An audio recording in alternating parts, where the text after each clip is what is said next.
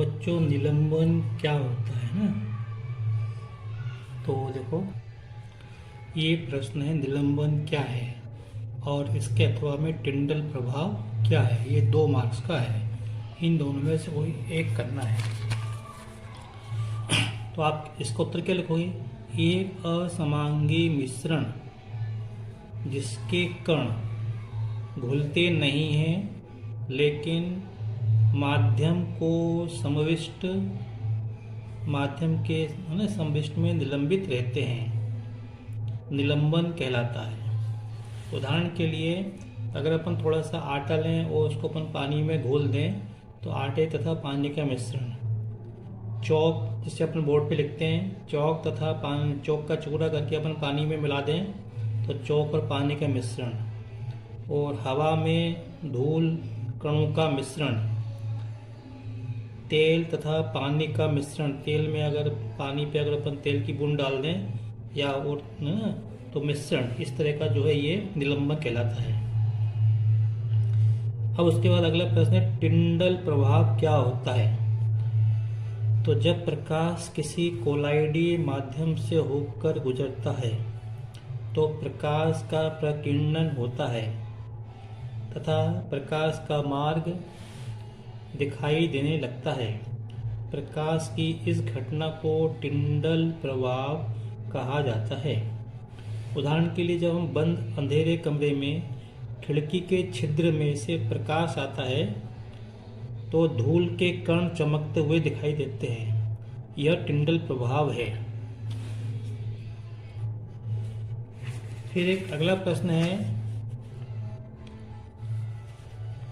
यदि क्रिया सदैव प्रतिक्रिया के बराबर होती है तो स्पष्ट करो कि घोड़ा गाड़ी को कैसे खींच पाता है। तो देखो, इसका उत्तर है न्यूटन के तीसरे नियम से क्रिया सदा प्रतिक्रिया के बराबर होती है। तो घोड़ा गाड़ी को नहीं खींच सकता। अगर दोनों एक दूसरे को समान बल से एक दूसरे को खींच रहे हैं, है ना, तो घोड़ा गाड़ी को नहीं खींच सकता, लेकिन फिर भी घोड़ा गाड़ी को खींच लेता है। वो कैसे, वो समझाया गया है। परंतु फिर भी हम देखते हैं कि घोड़ा गाड़ी को खींच लेता है।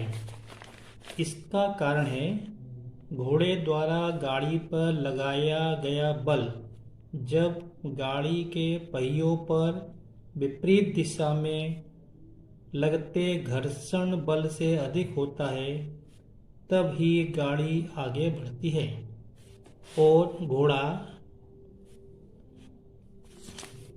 यह बल अपने टाप मतलब खोर से पृथ्वी पर तिरछी दिशा में बल लगाकर पैदा करता है। बस।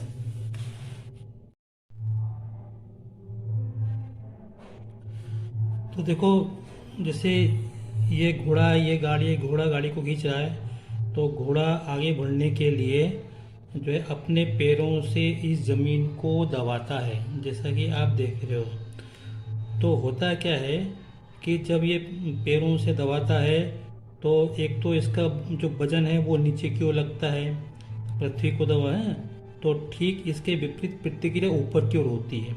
तो ये दोनों, एक बल ऊपर एक बल नीचे, एक क्रिया एक प्रतिक्रिया, ये दोनों एक दूसरे को संतुलित कर लेते हैं, बराबर और विपरीत प्रतिक्रिया होती है। तो अब घोड़ा आगे बढ़ने के लिए अपने खुर से इस पैर को इस प्रकार दबाता है, तिरछा दबाता है ना, ये इस तरीके से दबाता है खुर से। तो इस तरह से दबाता है तो ये बल इस तरफ लगाता है नीचे की ओर, तो इसके बराबर और विपरीत प्रतिक्रिया बल ऊपर की इस दिशा में लगता है। ठीक है। तो चूंकि ये बराबर होते हैं तो ये फिर एक दूसरे को निष्क्रिय कर देते हैं। लेकिन अगर ये वाला जो बल है, प्रतिक्रिया बल, इसको हम 2 घटकों में जो है विभाजित करते हैं, एक क्षैतिज घटक और एक ऊर्ध्वाधर घटक। आप देखेंगे इसमें बताया ही नहीं, लेकिन अच्छा, इसके साथ जो कोण बनता है थीटा, तो एक होता है आर कोस थीटा और एक होता है आर साइन थीटा, इसमें बताया ही नहीं है। ठीक है। तो जब ये वाला बल, अब देखो, ये जो बल होता है ये तो आर साइन थीटा, ये से संतुलित हो जाता है। तो जब ये आर कोस थीटा बल जब घोड़ा गाड़ी को खींचता है तो घर्षण बल भी काम करता है, घर्षण बल पीछे की ओर काम करता है। तो जब इस बल का मान जो उसका क्षैतिज घटक है पीछे वाले घर्षण बल से अधिक हो जाता है तो घोड़ा जो है गाड़ी को खींच पाता है। तो घोड़ा अपने खुरों से इस प्रकार दबाता है कि ये क्षैतिज बल जो है घर्षण बल से अधिक हो जाता है। इस स्थिति में घोड़ा गाड़ी को खींच पाता है। तो बच्चों, मैंने आपको इस प्रश्न का उत्तर समझाने का प्रयास किया है। अब ये अगला प्रश्न है, मिश्रण और यौगिक में कोई 3 अंतर लिखो। तो देखो, अभी तो मेरे को प्रश्न के अनुसार हल करवाना है, तो मैं समझा नहीं पाऊंगा। अभी तो मैं आपको इनके उत्तर बता रहा हूँ। तो फिर भी मिश्रण, इधर मिश्रण है, इधर यौगिक है। तो मिश्रण में इसके संगठक पदार्थों का भौतिक विधि द्वारा पृथक किया जा सकता है, पदार्थों को ना। इसमें यौगिक में किसी यौगिक से इसके अवयवों को भौतिक विधि द्वारा पृथक नहीं किया जा सकता। जैसे मतलब चावल और गेहूं का मिक्सर करते तो हम चावल और गेहूं को अलग कर सकते हैं, नमक और शक्कर को हम अलग कर सकते हैं, लेकिन यहाँ पे हाइड्रोजन और ऑक्सीजन से पानी बनता है, तो पानी में से हम हाइड्रोजन और ऑक्सीजन आसानी से अलग नहीं कर सकते। फिर दूसरा है, मिश्रण में उसके संगठक पदार्थों के सभी गुण पाए जाते हैं। अगर हमने शक्कर और नमक का मिश्रण ले लिया तो हम देखेंगे उसमें शक्कर का भी स्वाद आएगा और नमक का भी स्वाद आएगा। यौगिक के गुण उसके संगठक तत्वों से भिन्न होते हैं। जैसे आपने देखा, हाइड्रोजन और ऑक्सीजन दोनों गैस है, लेकिन जब वो निश्चित अनुपात में मिलते हैं तो पानी बनाते हैं। हाइड्रोजन स्वयं जलती है, ऑक्सीजन जलाने में सहायक होती है, लेकिन जब दोनों निश्चित अनुपात में मिलते हैं तो वो आग को बुझाते हैं। तो इस तरह से इनके जो पानी के जो गुण हैं वो हाइड्रोजन और ऑक्सीजन से अलग हैं। तीसरा प्रश्न है, मिश्रण के निर्माण में ऊर्जा न शोषित होती है और न ही मुक्त होती है। यौगिक के निर्माण में प्रायः ऊर्जा या तो शोषित होती है या मुक्त होती है।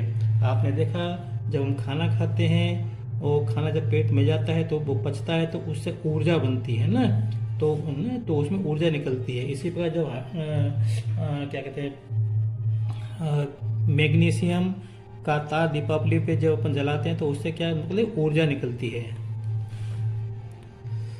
फिर अगला है, मिश्रण में सम्मिलित अवयव किसी भी अनुपात में हो सकते हैं। अपन चावल और शक्कर को किसी भी अनुपात में ना, चावल 1 किलो ले लो और जो है शक्कर आधा किलो ले लो, इस तरह से अपन मिला सकते, किसी भी अनुपात में मिला सकते हैं। लेकिन यौगिक में जो अवयव होते हैं वो एक निश्चित अनुपात में होते हैं। पानी में जो हाइड्रोजन और ऑक्सीजन होते हैं वो 2 और 1 के अनुपात में होते हैं, तभी पानी बनेगा, नहीं तो नहीं बनेगा पानी। मिश्रण का गलनांक, क्वथनांक, घनत्व निश्चित नहीं होता। यौगिक का गलनांक, क्वथनांक और घनत्व निश्चित होता है। तो ये इस प्रश्न का उत्तर था। इसमें 3 पूछे थे, मैंने आपको 5 अंतर बता दिए। अगला प्रश्न ये, वास्तविक विलयन और कोलाइडी विलयन में कोई 3 अंतर लिखो। तो देखो, वास्तविक विलयन ट्रू सॉल्यूशन, कोलाइडी विलयन कोलाइडी सॉल्यूशन होता है। वास्तविक विलयन में कणों का आकार 10⁻³ सेंटीमीटर से कम होता है। कोलाइडी विलयन में कणों का आकार 10⁻⁷ सेंटीमीटर से 10⁻⁻ सेंटीमीटर के बीच रहता है। इस विलयन में पदार्थ के कण हर अवस्था में अदृश्य होते हैं, दिखते नहीं है मतलब। इस विलयन में कणों से उत्पन्न प्रकाश